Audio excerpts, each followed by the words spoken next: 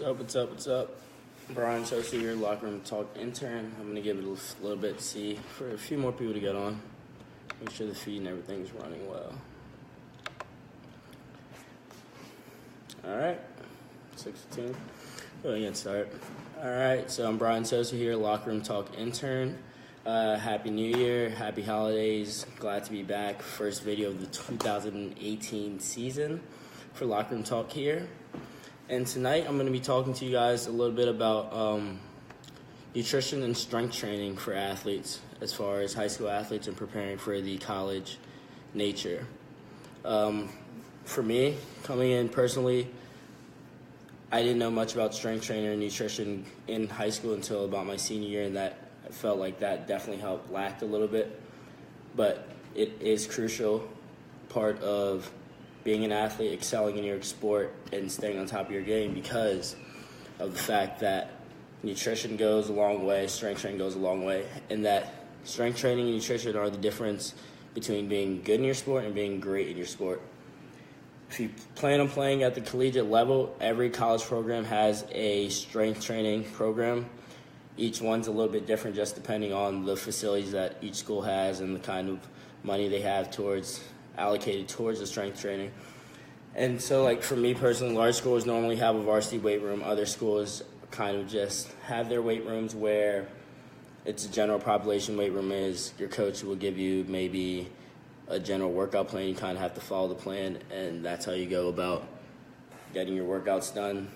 College, you're a lot more independent, so your coaches expect you to get your work done when you can get it done. For me, I guess I would say with my school, lifts are normally done 2 to 3 times a week. During preseason and in-season, lifts are normally done for sport-specific training. So a lot of people think, oh, well, I don't really need to lift my arms as a runner because I'm running, so that's mostly my legs. But then again, your arms go into your running, your arms go into your throwing, your arms, a lot of stuff. So like baseball, your swing, you don't feel like you might not need to work on your legs as much, but your body all works as one. So the power in your legs coming from the power in your arms and putting it all together help you out there. Some of the strength training helps, things that strength training helps. Strength training helps improve your metabolic rate, boosts your energy levels, reverses signs of aging, prevents injuries, and it increases circulation. So these are all kind of benefits that go way past just being an athlete, and they do help anybody really, and anyone that's health conscious and kind of going on and staying on top of their game past their age. So it's not even just athletes, but parents also. If you would need someone to go to the weight room with you, your parents, you can get them in there, and there's great benefits for health conscious people. Kirsten's asking, what's your favorite nutritious dessert? I'd say my favorite dessert, I don't know. I'd have to get back to you on that. I really, post meals or post practice snack, I do really like chocolate milk because it helps put a lot of nutrients back in your body and it tastes good. It has its benefits, and that's what I kind of go to as a drink after practice. We're getting back into what I was talking about a little bit. Like I said, it has a lot of benefits for you. Lightweight, high reps.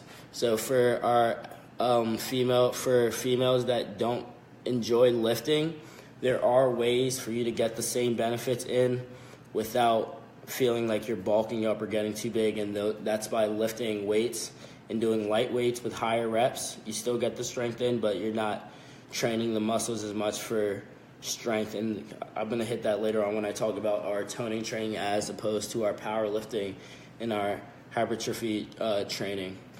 So going back, and training helps gain weight.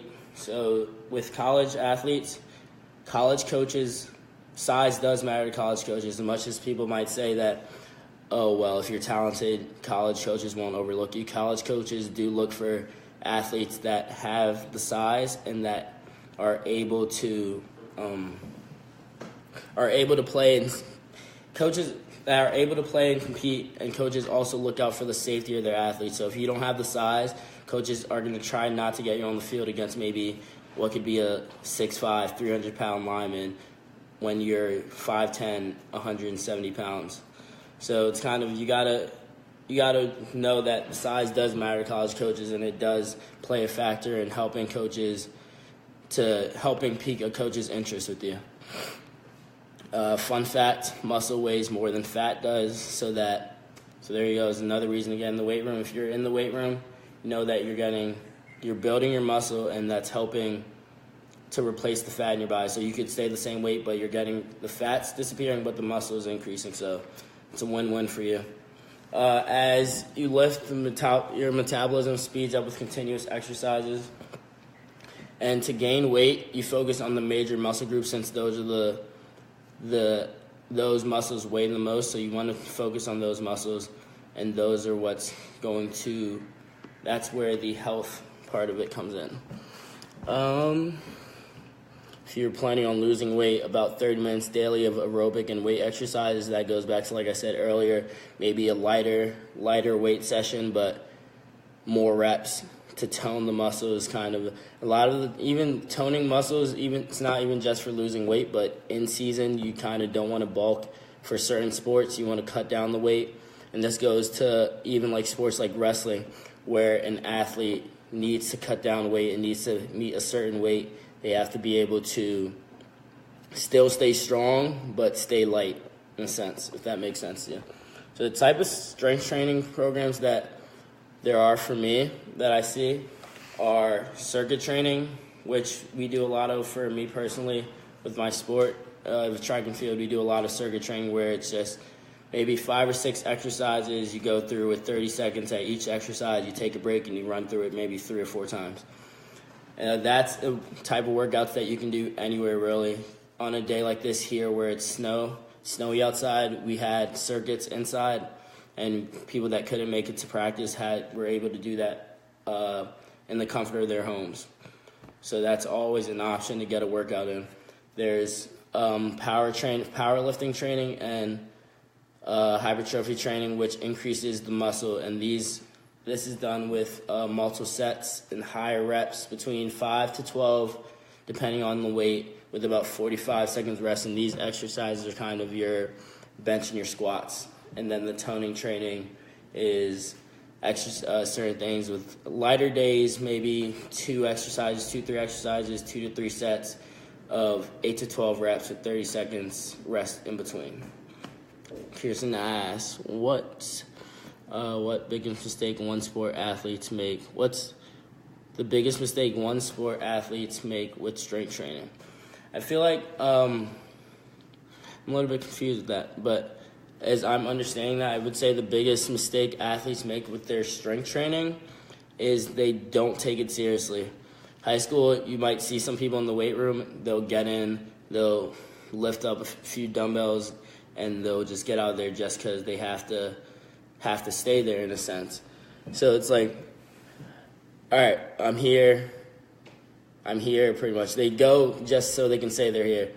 And that's a big mistake they make, because then later down the line, once they decide they want to compete at a collegiate level or they want to advance in their sport, it's too late, because everyone has the upper hand on them because they've been doing it a lot longer. They have the experience. They're not wasting the first few weeks of camp at school trying to figure out how to do a power clean the proper way, how to squat the proper way. They're already ready to go. They're already ready to get their strength gains up and compete. So going back to the strength and nutrition, you've got to push yourself. As a high school athlete looking to play at a collegiate level, you are still developing, your body's still developing, and as hard as it is to maybe find the time to go to a weight room, go to a gym, go to a track, hit the field, hit batting cages, you have to be able to do it. So find a friend, find someone who supports you, find someone who is just like you. Maybe it could even be in the off season, a rival opponent in the off season that can help you. So that way, 2 is better than 1. If you're in the weight room with a friend, you're getting the same workout and you have someone to push you and you're excelling. At the same time, you're both helping each other get better at your sport. Nutrition goes hand in hand with your training. And as an athlete, you have to realize that hydration is the most important part of your nutrition in a sense. And that's just not even while you're training. Hydration is fueling before and after you work out and helping benefit and fuel your muscles. And hydration, you have to hydrate before, after, during, and even when it's cold out like it is now in the winter, that's the more crucial time to hydrate. And hydration isn't just when you're thirsty, because your body always, if you're working out, your body needs to replenish what it's burning. Let's say, and as I said earlier, kind of different days require for different preparations. So let's say you're in season, it's meet week, you need to be able to train hard, hydrate, and get ready for your meet. But you need to also realize that you can't be eating steak the night before you run. You need to be loading up on carbs. You need to be having your vegetables. You need to have a protein so that you can stay light and get the proper nutrients you need to build and develop on and stay ready for competition, pretty much. And I can post the link later on, but there is a such thing as an athlete's plate. The easy plate are for days where you don't need to load up for competition. This plate is also used for athletes who are trying to lose weight. There is the moderate plate, which is for days where you're going through multiple training sessions. This is also the baseline plate. That way you can adjust up and down. So the moderate plate's kind of in the middle. It's the most well-rounded plate. And with this plate, let's say a coach wants an athlete to drop weight. They would drop down to the easier plate where they might have more vegetables and less protein on their plate. And then there would be the days where, with the harder training days or the race days, where an athlete would load up on carbs so that they have energy stored for when it matters on competition day. And this plate is a lot more of, like I said earlier, it's a lot more grains, and then it's about half grains, and then the other half is split evenly between lean proteins and vegetables. For the moderate training, like I said, it's split evenly between grains, protein, and vegetables. And for the easy training days or the weight management, it's about half the plate is vegetables and fruits, and then half the plate's vegetables and fruit, a quarter is whole grains, and another quarter is lean protein. And that's it. So like I said, strength training, nutrition, key to helping you excel as an athlete if you want to compete at the next level. The earlier you do it, the easier it gets, I promise you. And when you see the benefits and you see how you're advancing compared to your competition, you're really gonna see a difference. So new year, new you, as a lot of people like to say. So try to start early. Winter season for a lot of you athletes are in pretty much full go kind of now that it's January. So try to make an effort to watch what you're eating, watch what you're drinking, make sure you're drinking enough fluids, and to make sure that you're getting proper strength training in. And like I said, it's easier to work out with someone than it is to do it by yourself. So find someone who's got the same passion as you, got the same motivation as you, and help each other out, and let's get to the next level. If you have any questions regarding the recruiting process, you can email us at info@lockerroomtalk.com. And if you have any, if you ever need to check out anything on our recruiting or with any sports, we have baseball, soccer, swimming, hockey, track, anything all over, you can head over to lockerroom.com. And this is our website, as you know, where you can check out coaches' ratings, read up on blogs, read up on the latest rule changes in all the divisions of college athletics. All right, it was fun talking to you guys. Enjoy the rest of your break for those still on break, and have a great evening.